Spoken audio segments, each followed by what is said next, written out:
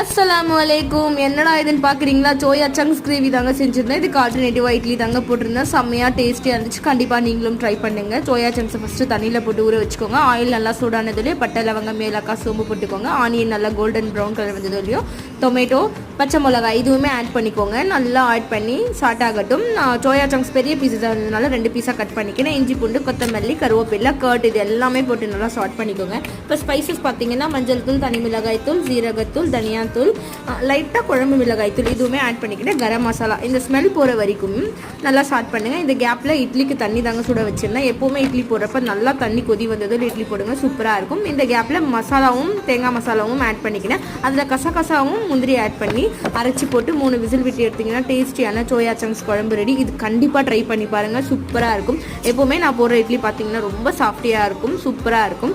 மறக்காமல் நம்ம சேனலை சப்ஸ்கிரைப் பண்ணுங்கள். அஸ்ஸலாமு அலைக்கும்.